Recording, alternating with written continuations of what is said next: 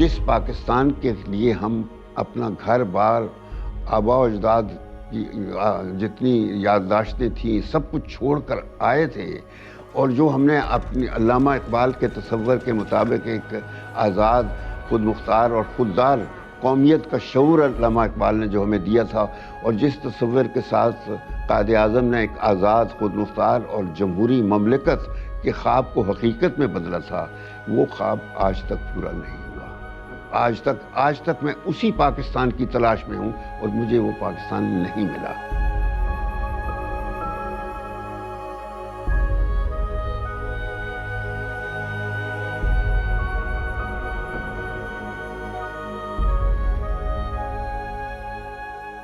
تو یہ ہماری مختصر سی کہانی ہے جو بڑی پرومزنگ کہانی تھی۔